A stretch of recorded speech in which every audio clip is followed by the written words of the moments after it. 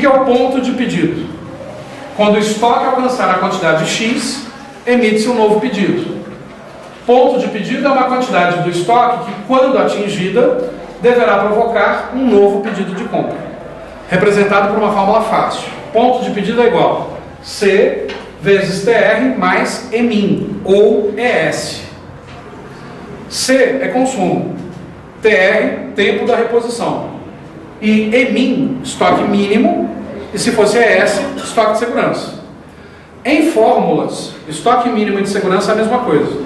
Então a banca pode citar no enunciado estoque mínimo ou de segurança, se encaixa na fórmula. Obviamente que para isso cair em prova, o enunciado vai ter que dar para a gente as três informações. Qual é o consumo, qual é o tempo da reposição, qual é o estoque mínimo. Basta lembrar da fórmula e jogar isso na prova. E aqui é fácil, porque é uma multiplicação simples e uma soma simples. Nesse caso, qual operação eu faço primeiro? Multiplicação, depois a soma. Como é que isso cai em prova? Eu vou mostrar para vocês um enunciado de prova, que aí vocês vão me ajudar a responder. Por quê? Eu vou explicar para vocês a fórmula, e depois eu vou explicar o macete, porque vai que na hora da prova você esquece da fórmula. É tanta coisa para estudar, tem como responder sem fórmula também. Mas vamos lá. Questão 39. Determinada matéria-prima de uma indústria apresenta o consumo mensal de 225 unidades. Tempo de reposição de 60 dias. E estoque mínimo para 3 meses de consumo. Nessa situação, considerando a inexistência de pedido pendente de atendimento para a mesma matéria-prima, é correto afirmar que o ponto de pedido é de 1.125 unidades. Calma. Mas vamos lá. Calma. Vamos colocar primeiro esses dados resumidos. Então, segundo enunciado, qual é o consumo mensal? 225 unidades. Beleza. Qual que é o tempo da reposição? 60 dias. Qual é o estoque mínimo ou de segurança? Para 3 meses. Beleza. Então, vamos colocar a fórmula. Ponto de pedido é igual ao consumo multiplicado pelo tempo da reposição mais o estoque mínimo ou de segurança. Segundo enunciado, qual é o consumo? 225. Qual é o tempo da reposição? 60. Se você colocar 60, você errou. 2 meses. Segunda chance de errar. Primeira chance de errar é esquecer a fórmula. Segunda chance de errar é o seguinte: o consumo não está em meses. Então eu tenho que colocar esse tempo da reposição em meses. Aqui está em dias. 60 dias são quantos meses? 2. Então você já teria errado quem pôs 60. E o estoque mínimo? 3. Errou de novo, terceira vez. Por quê? Estoque mínimo 3 meses. Abre a porta do estoque. O que você vê lá? São meses ou são caixas? Você não guarda o tempo, você guarda caixas. Então você tem que transformar esses 3 meses em caixas. Então olha só. O enunciado diz que o consumo mensal é de 225. Se no mês eu consumo 225, em 3 meses eu consumo quanto? 3 vezes 225. Aí é que tá, galera. Alguns de vocês, e o concurseiro de forma geral, odeiam matemática. Aí na hora da prova, você vai fazer o quê? Então peraí, 225 vezes 3. 3 vezes 5, 15. Vai 1, 2 vezes 3, 6. Mais 1, 7. 2 vezes 3, 6. 675. Isso é matemática. Você tem que usar raciocínio lógico para ganhar tempo. Qual que é a diferença da matemática para o raciocínio lógico? O raciocínio lógico você não faz tanta conta, você raciocina. Então olha só. No mês eu consumo 225. O estoque mínimo é para 3 meses. Quanto que é 3 vezes 225? Quer ver como fica mais fácil? Quanto que é 3 vezes 200? 600. Quanto que é 3 vezes 25? 25, 50, 75. Pronto. Para que fazer a conta? Raciocínio lógico. Agora dá certo. 225 vezes 2, 450. 450 mais 675, 1125. Questão correta. Falou. Questão correta. Mas vamos lá. Vocês concordam que você tem 3 chances de errar?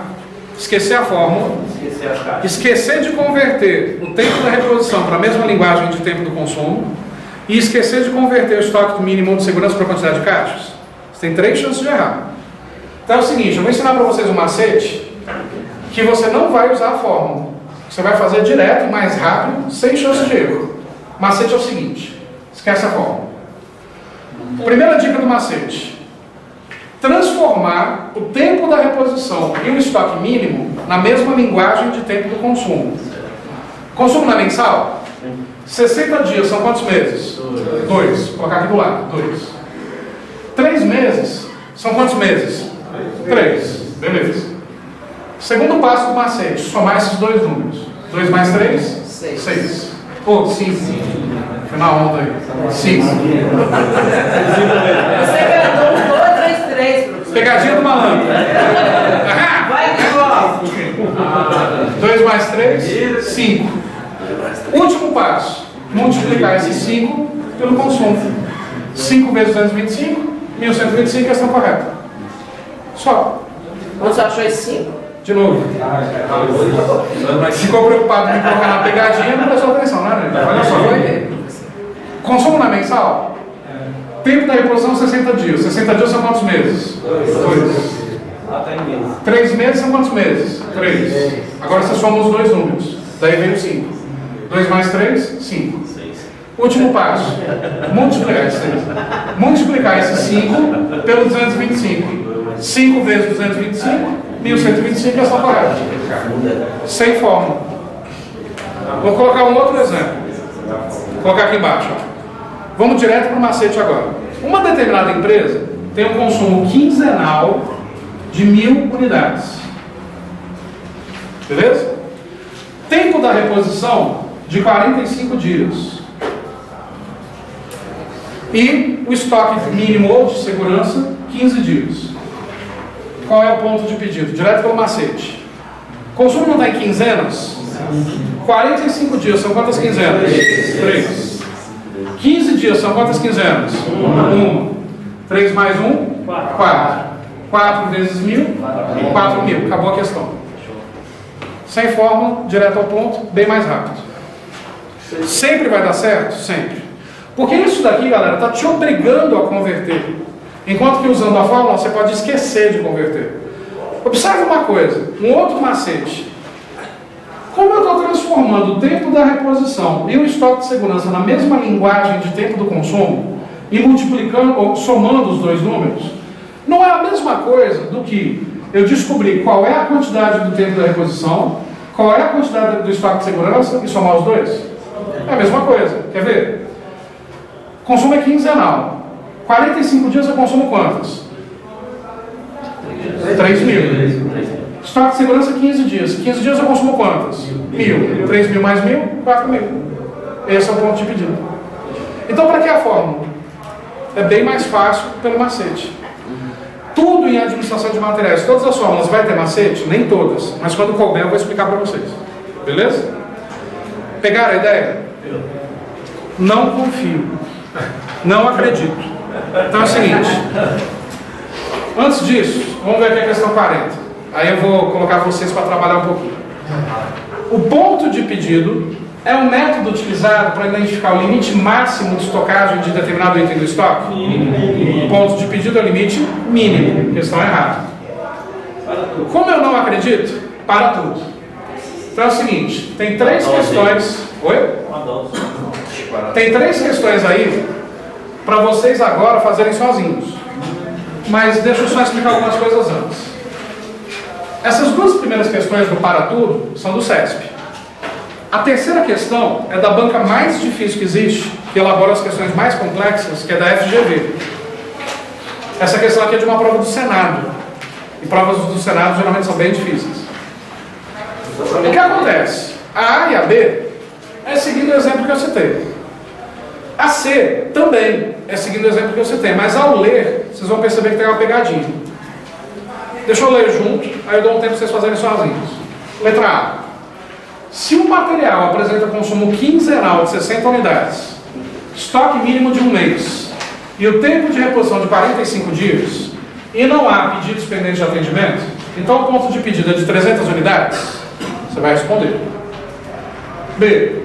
Se determinado material tem seu consumo mensal em 50 unidades, tempo de reposição de 3 meses, estoque mínimo de 45 dias, nessa situação, o ponto de pedido deve ser de 215? E aí vem a C. Para um determinado material, seu estoque de segurança é de 80 unidades. Percebe que essa questão já colocou o estoque de segurança em quantidade, não em dias. Sua demanda é de 500 unidades por mês, consumo. O tempo de atendimento do fornecedor, tempo de reposição, é de 5 dias. Considerando o mês com 20 dias úteis, seu ponto de reposição é igual a... Percebeu a pegadinha? O estoque de segurança já está em quantidade de caixas, e aqui está dizendo que o mês não tem 30, que o mês tem 20 dias. Com base nisso, respondam essas 3 questões como se fosse hora de prova. Não pela fórmula, pelo macete. Faz as 3 pelo macete. Vocês vão perceber o seguinte, para vocês aqui, para quem está em casa. Quando você tenta fazer sozinho, e depois você escuta a explicação de novo, você fixa. Provavelmente vocês vão travar na C, o que vai ser normal. Só que vocês vão perceber que a C é tão fácil quanto as outras. O problema é que como ela tem uma diferença, algo diferente, teu cérebro já cria uma barreira, já cria um paradigma. Então vou dar um tempinho para vocês fazerem isso sozinho. Para quem está em casa, dá o pause, faz sozinho e depois retoma o vídeo. Beleza? Tempo aí para vocês fazerem sozinhos.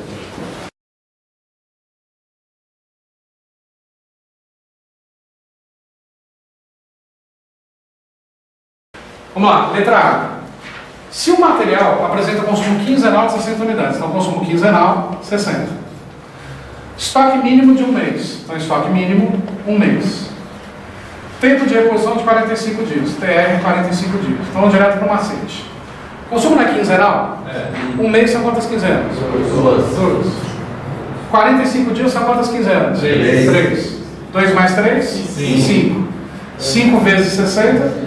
300. Questão correta. Acabou. Fácil. Alguém errou essa? Errou, mas besteira, não foi? Então vamos lá. Letra B.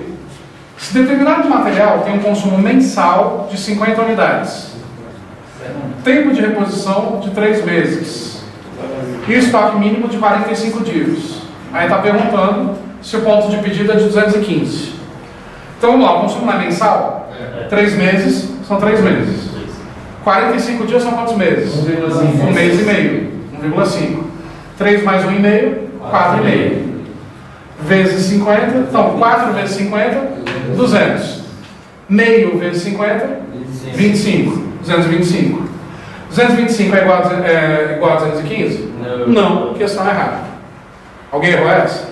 Não, o resultado não deu, não. Mas é errado. Ela estava errada. Quanto que deu o seu resultado? Errou pouco, não foi? Transformei em quinzena. Fiquei em mês, né? Transformei em quinzena. Aí o estoque meio. Não, mas, Então, mas um mês aí você transforma em 6. tá bom. Você transformou em quinzenas. Então, mas 3 não. Só que então, 5 vezes 9, 45. para quem transformou em quinzena, para quem transformou em quinzena, você teria que ter transformado consumo mensal em consumo quinzenal. Exatamente. Aí quinzenal seria 100. Oh, desculpa. Seria 25. Quinzenal seria 25. Mas aí é besteira, você está mexendo em tudo. Vai pelo macete que é bem mais fácil. Tá? Mas ficou claro? Por que 225? Tá. Mais mexe, mais fácil. Letra C, que é onde a maioria trava. Para um determinado material, seu estoque de segurança é de 80 unidades. Já está em quantidade de caixas. Sua demanda é de 500 unidades por mês. Então, consumo mensal, 500. Tempo de atendimento do fornecedor, que é o tempo de reposição, 5 dias. Então, TR, 5 dias. Considerando o mês com 20 dias úteis. Então, 1 mês é igual a 20 dias. Qual é o ponto de pedido?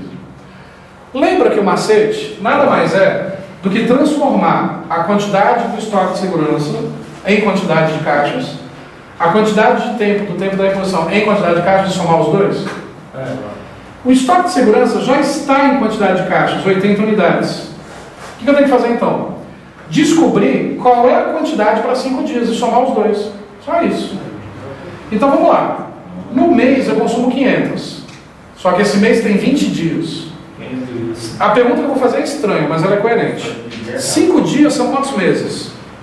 5 dias. 1,04 quarto. 0,4 não. É um quarto. 1 quarto. Que seria 0,25. Tá?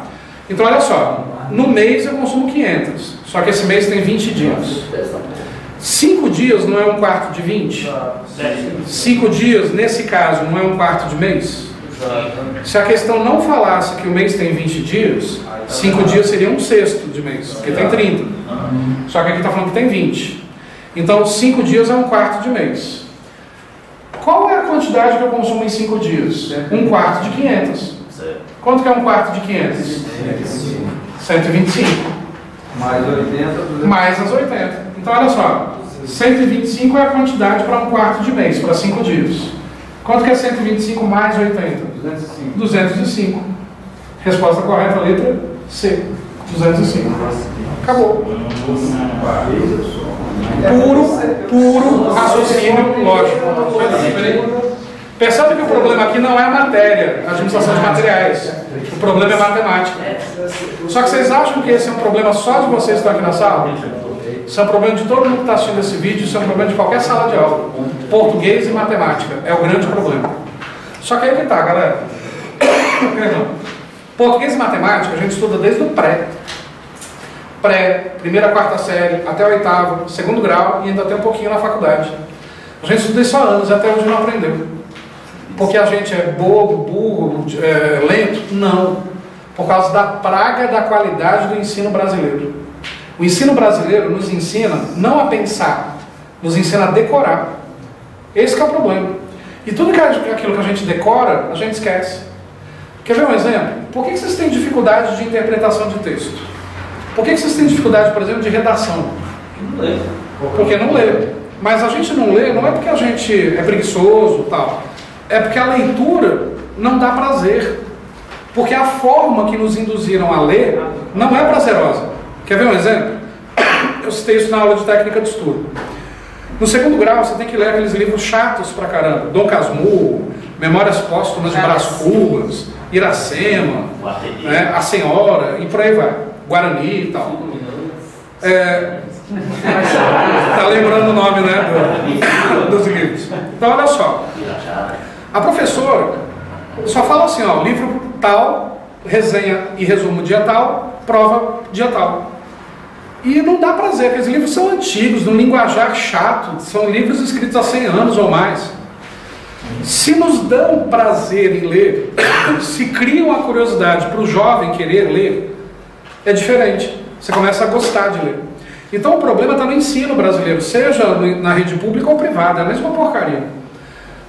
Se desde criança nos dessem o prazer de ler, a gente não teria dificuldade de interpretação de texto hoje. Matemática é a mesma coisa. Matemática, a tabuada. O que a gente aprendeu? A decorar a tabuada.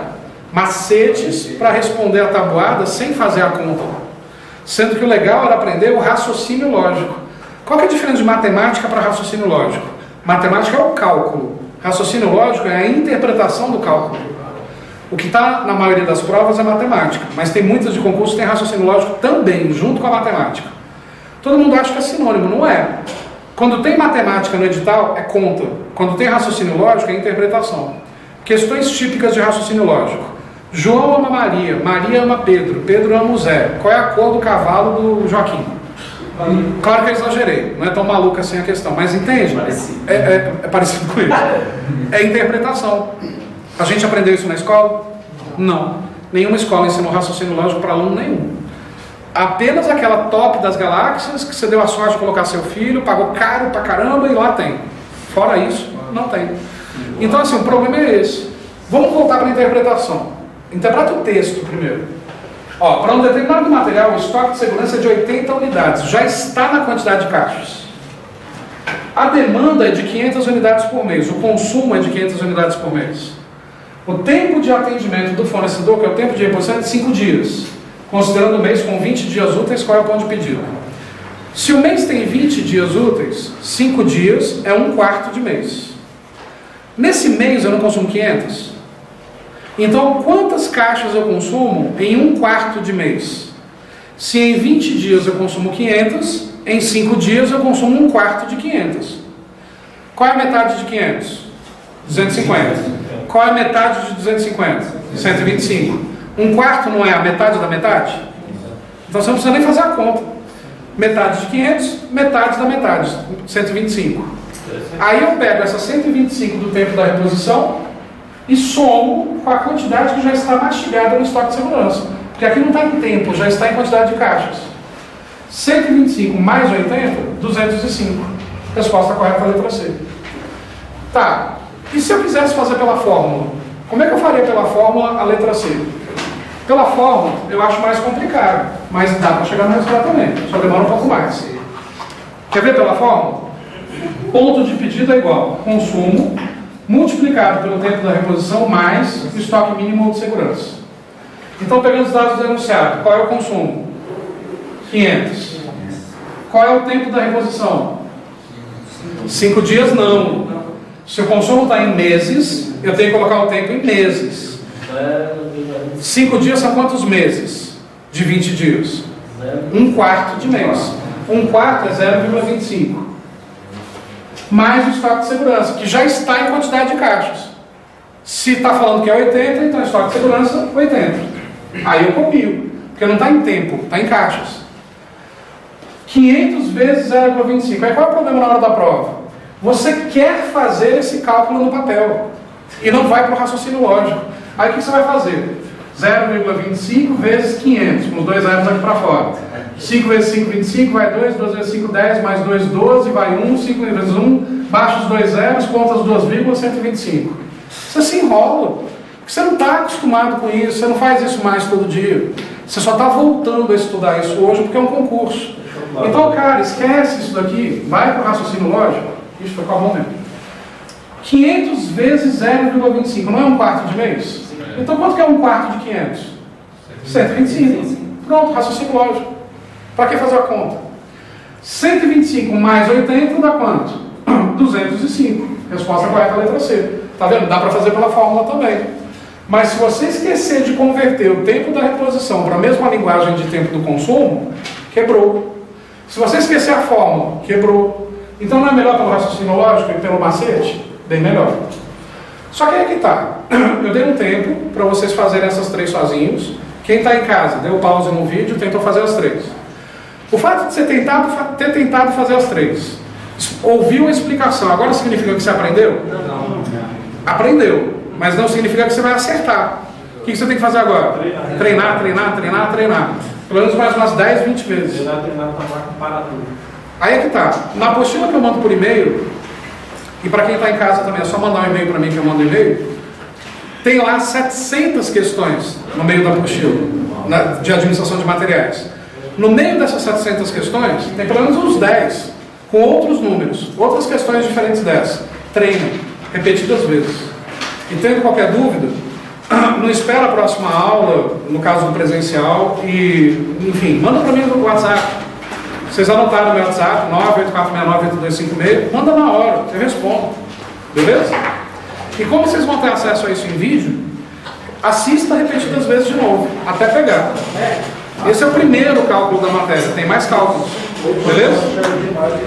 Seguinte, antes da gente encerrar, deixa eu só explicar rapidamente os dois últimos sinais de demanda, aí a gente fecha, só para fechar o assunto, é rapidinho, não leva 2 minutos, tá? Então deixa eu só apagar isso daqui para não ficar essa bagunça, é só para encerrar o assunto. Então olha só, faltam ainda 2 sinais de demanda, rapidinho. O que acontece? Os outros 2 sinais de demanda não envolvem cálculo não, é só teoria de novo. Os outros 2 sinais de demanda é o seguinte: existe o caixeiro viajante e os contratos de fornecimento. Caixeiro viajante tem. Caixeiro viajante talvez seja uma das profissões mais antigas no Brasil. Está aqui uma foto de um caixeiro viajante do começo do século XX, 1905 aqui. O que era e ainda é o caixeiro viajante? O cara anda no lombo de um jumento, com um jegue aqui atrás, com uma caixa enorme, onde ele vai vendendo de casa em casa itens domésticos. Lençol, toalha, rapadura, sabonete, enfim. Ele vai viajando pelas cidades e vai vendendo. Quando acaba, ele volta nos endereços, pegando dinheiro, pagamento. Volta para casa, mata a saudade da esposa, encomenda mais um filho, e enche a caixa de novo e vai viajar mais 3, 4 meses de novo. Tinha até uma série antiga na Globo que o Ney Latorraca fazia o papel de caixeiro viajante, o nome do personagem era Keké, alguma coisa assim. O caixeiro viajante de hoje ele não usa mais o lombo de um jumento, embora ainda exista. Ele usa uma Fiorino. Isso só serve para o pequeno varejo, pequenos mercados e pequenas padarias. Por exemplo, a venda de cigarros pela Philip Morris e Souza Cruz. O vendedor anda na Fiorino da empresa, para na padaria, ele já vai dentro do estoque, porque já há essa liberdade. Não é o dono da padaria que vai fazer o pedido, o próprio vendedor levanta o pedido. Aí ele vê lá, está faltando 3 pacotes de Marlboro, 2 Hollywood, 1 de Free, sei lá. Ele põe isso no tablet.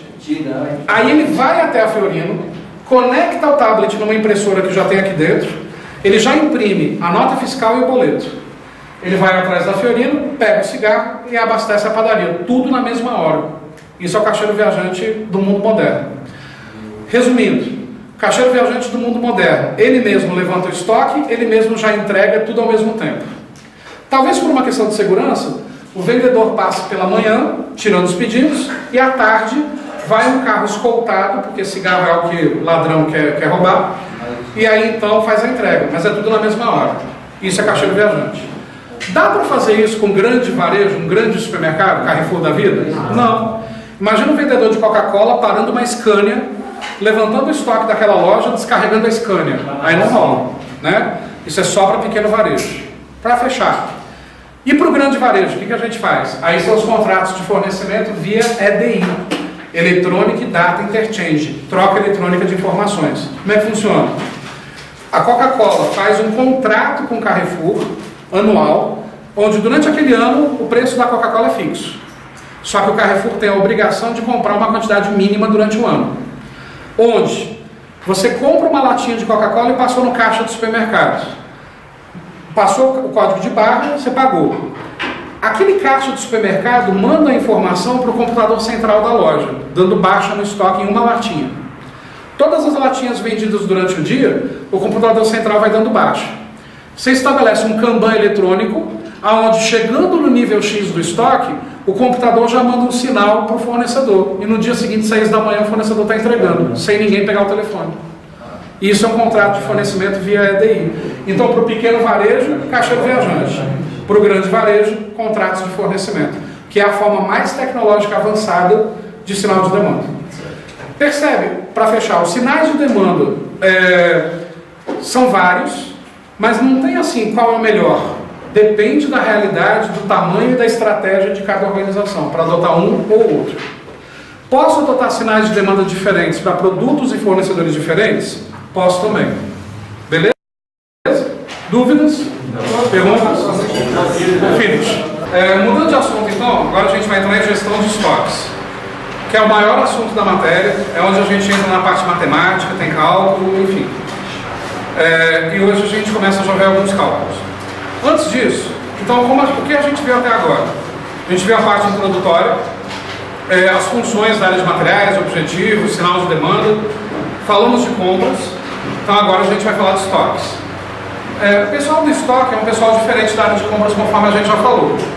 É um pessoal mais operacional, é mais orelha seca mesmo. Mas tem também analistas de estoque, enfim. Quais são as funções, então, da área de estoque? Então, primeiro, determinar o que deve permanecer no estoque. Não é determinar o que deve ser comprado. A gente viu lá na primeira aula, quem determina o que deve ser comprado é quem? Cada departamento. Aqui é determinar o que deve permanecer, porque é o pessoal da área de estoque quem consegue acompanhar a evolução do consumo. Outra função, determinar quando se deve reabastecer o estoque, de quanto em quanto tempo. Porque é o pessoal da área de estoque quem acompanha isso e vai avisar a área de compras para a reposição ser feita. Terceiro, determinar a quantidade de estoque que vai ser necessário para um período pré-determinado. Porque como é o pessoal da área de estoque que acompanha a evolução do consumo, o pessoal da área de estoque avisa a área de compras de quanto em quanto tempo cada tipo de material tem que ser pedido.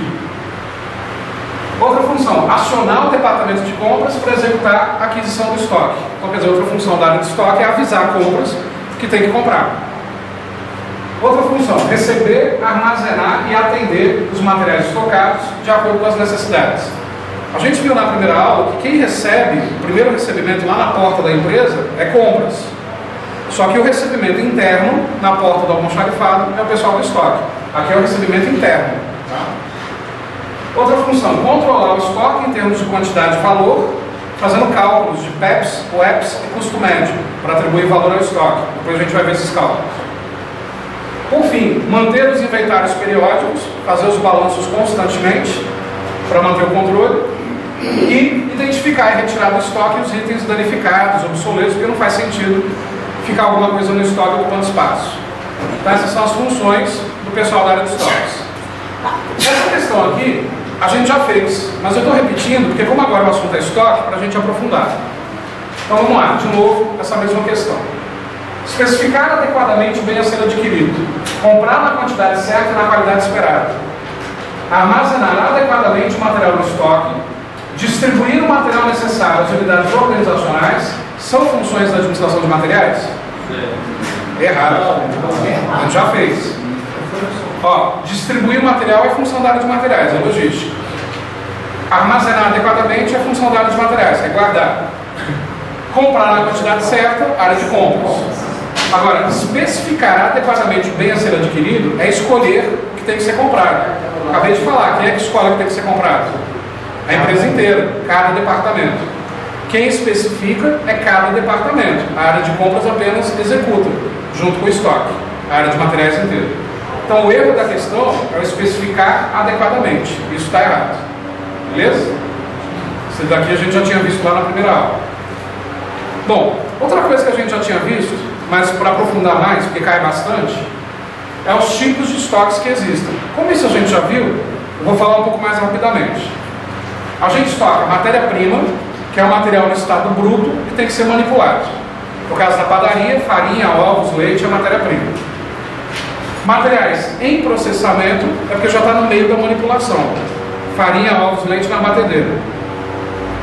Material semi-acabado, a gente viu que é o nome que se dá para o intervalo entre etapas. Então, por exemplo, terminei a batedeira, semi-acabado.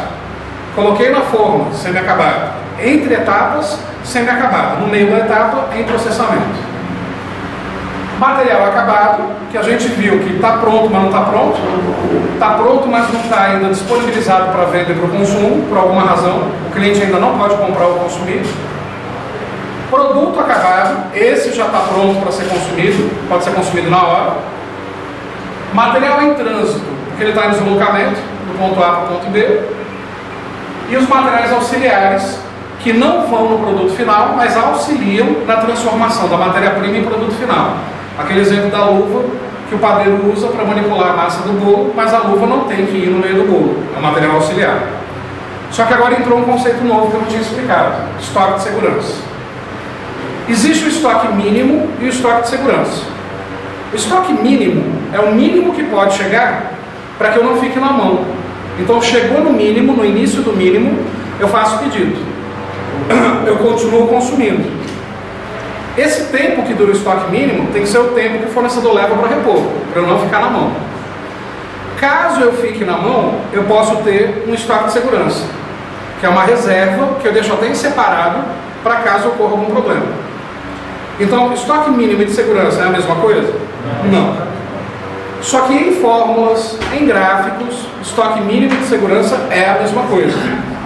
Na definição teórica tem a diferença. Então, fazendo uma comparação que eu acho que eu até já tinha colocado. Você está dirigindo seu carro, acendeu a luz da reserva. Aquela gasolina que está na reserva é estoque mínimo ou de segurança? Mínimo. Que eu vou usar até chegar no posto. Estoque de segurança se eu tivesse 5 litros de gasolina guardado no porta-mala. Aí é estoque de segurança. Até aqui tranquilo? Tá. A gente já tinha visto a maioria dessas coisas. Então, outra série de questões para revisar isso e colocar assuntos novos. Professor, Digo. então no lugar de gestão de estoques pode mudar para tipos de estoque, né? No lugar de gestão tipos, porque aqui está gestão. Não, peraí, gestão de estoques é o assunto inteiro que a gente está vendo. Tanto é que aqui foram as funções.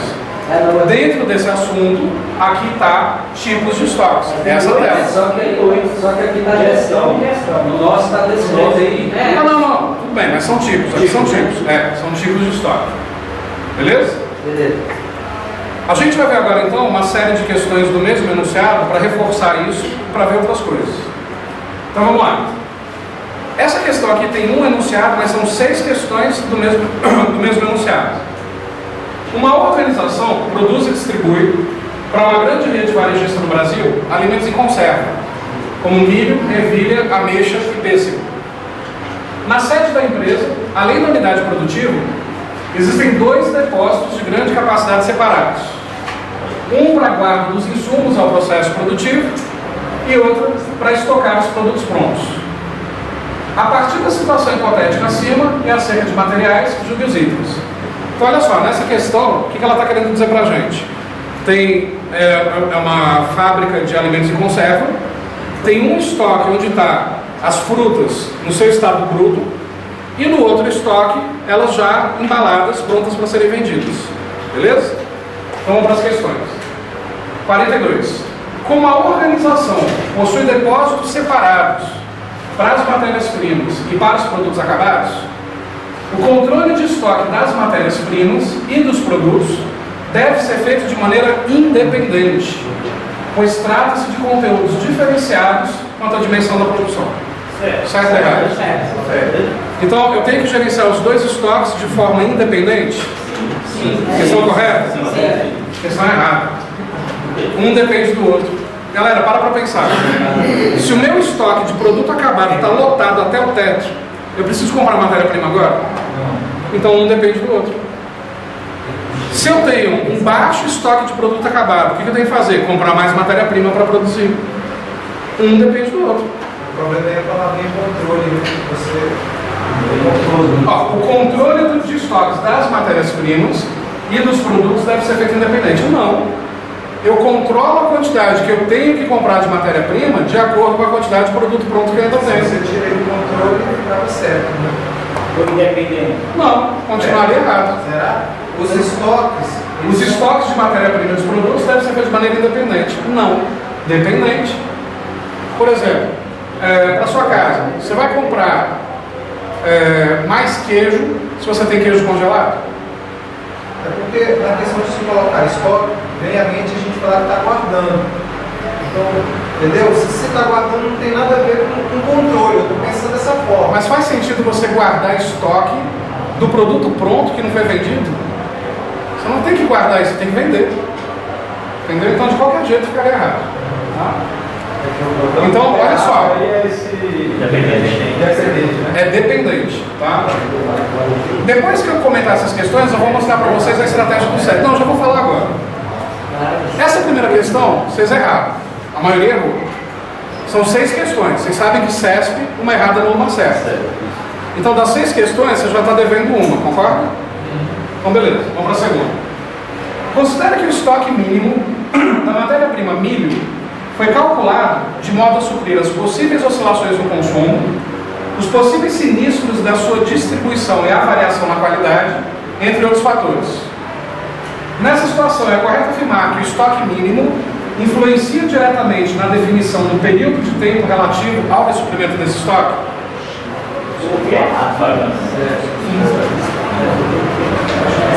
É correto afirmar que o estoque mínimo influencia diretamente na definição do período de tempo relativo ao ressuprimento desse estoque?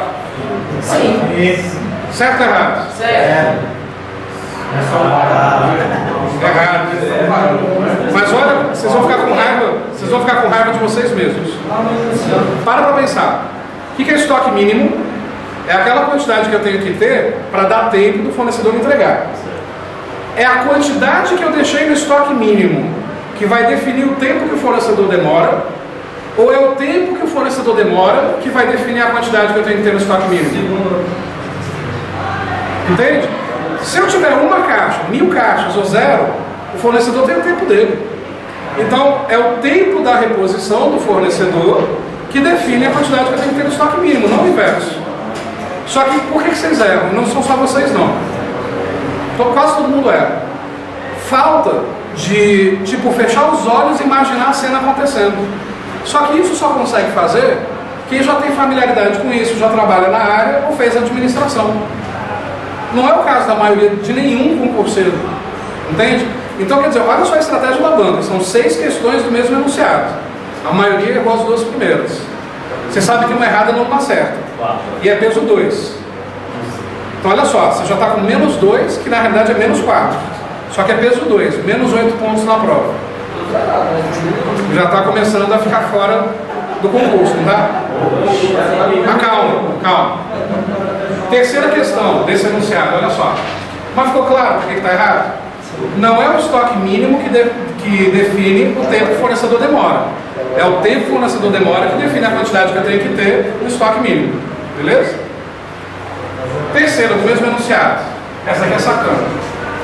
Sabendo que o processo de produção da conserva de ameixa possui um estágio em que a fruta deve ser curada, ela estava doente, né? É correto afirmar que essa etapa corresponde ao estágio de estoque de matéria-prima, pois constitui material básico e necessário para a produção do produto acabado.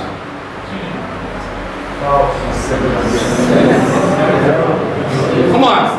Essa questão, a banca foi tão maléfica, porque ela está falando que a fruta tem que ser curada, mas ela não explica o que é isso. Ela está obrigando o candidato a saber terminologia de linha de produção de alimento. Isso é o cúmulo. Mas de qualquer forma você pode até não saber o que é a fruta ser curada. Mas uma coisa você tem certeza: se ela está no estágio de ser curada, seja lá o que seja isso, ela é matéria-prima ou já está em processamento? Já está em processamento. E aqui está afirmando que ela é matéria-prima. Certo ou errado? A questão é errada. Diminuíram uma das duas erradas do começo. Beleza. Mas vamos explicar o que é a fruta ser curada. O alimento em conserva, por exemplo, quando a gente compra pêssego em conserva, na lata, o alimento em conserva ele tem que passar um tempo quietinho, curtindo o sabor da conserva, para poder ser vendido.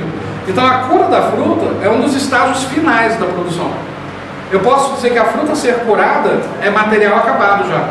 Já está enlatado, já está encaixotado, só tem que deixar uma semana ali no canto, esperando absorver os sabores. Aí pode vender. É material acabado, mas não é produto acabado. Mas eu também posso dizer que é material em processamento, porque ainda não terminou. Mas, assim, é o material acabado, mas não é o produto acabado. Não, porque ainda não está disponível para venda. Mas de qualquer forma, a questão não está nem perguntando isso, está perguntando se é matéria-prima. Matéria-prima não é, porque já começou a ser manipulado, né? Então é errado. Seria só lembrar do queijo, né? Que é o mesmo. A cura do queijo é a mesma coisa, mesmo processo. Então beleza, vocês já diminuíram uma diferença. Okay. 45. Considere que a empresa tenha decidido aumentar o estoque de matéria-prima de pêssego de 500 quilos para 1.000 quilos ao mês. Dobramos a quantidade que normalmente a gente compra. Nesse caso, é correto afirmar que essa decisão implica necessariamente a ampliação do espaço para a estocagem desse produto, de modo a não permitir que faltem produtos para atendimento aos clientes? Olha a pergunta. Eu tinha 500 quilos, aumentei para 1.000. Essa decisão implica necessariamente a ampliação do espaço físico? Você tem que passar bem para dobrar a quantidade. Implica sim. Olha só, vamos lá. Qual é o espaço que 500 quilos ocupam? Está falando? Não. Qual é o espaço que agora 1.000 quilos ocupam? Está falando? Não. Qual é o espaço que eu tenho disponível? Está falando? Não. Qualquer questão, de qualquer prova, de qualquer banca, de qualquer matéria, que falar coisas incompletas, que eu não tenho como responder, qualquer afirmação está errada. Eu não tenho base para responder, eu não tenho dados para responder, a questão é errada. Porque olha só, visualiza. Vamos supor que a gente tem essa sala aqui para guardar o alimento. Os 500 quilos estão nesse cantinho. Eu comprei 1.000. Agora eu tenho até aqui. Eu preciso aumentar o espaço da sala? Não. Então quer dizer, eu não tenho informações de qual é o tamanho do ambiente, o volume ocupado pelos 500 quilos e o volume ocupado pelos 1.000. Porque está errado. Só que a maioria foi incorreta. Então, agora está 3-1, né? 3 erros e 1 acerto. Você só tem chance de empatar agora, né? Vamos lá. Eu vou pular 46, já volto nela, vamos para 47. Se você errar 45, você erra 47. Quer ver? 47. Considere que após grande aumento de demanda de ameixa em conserva no mercado brasileiro, a organização tenha decidido ampliar o lote de matéria-prima de 1 tonelada para 1.500 quilos de ameixa ao mês. Nesse caso, é correto afirmar que a capacidade máxima necessária de armazenamento do estoque desse produto deve ser de 1.500 quilos? Não. É quase a mesma pergunta. O que ela está falando? Ó, eu tenho 1.000 quilos, eu decidi aumentar para 1.500. É correto afirmar que o meu estoque máximo tem que ser de 1.500? Não. Por quê? Eu posso ter um estoque máximo de 5.000 quilos, só que numa escassez do mercado, numa crise, eu estou trabalhando com 1.000. Melhorou só um pouquinho, fui para 1.500, mas meu estoque máximo original é de 5.000. A questão está dizendo qual era o estoque máximo original? Então não tem como concluir. Da mesma forma que a 45, a gente não tem dados suficientes. E fica essa dica. Quando eu não tenho dados suficientes, qualquer afirmação está errada. Só que se você errou a 45, você erraria a 47. Agora já não tem mais como empatar. Já está um saldo negativo. Beleza, tá bom. Então ainda tem como empatar, tá bom, tá 3-2. Só que olha a 46 agora. Essa é a quebra-perna, quer ver? Estudos iniciais acerca dos estoques fundamentam-se na previsão do consumo do material. Previsão é o próximo assunto. Caso o produto pêssego e conserva possua oscilações regulares, tanto positivas quanto negativas, é correto afirmar que esse perfil de consumo é caracterizado pelo modelo de evolução de consumo sujeito a tendências?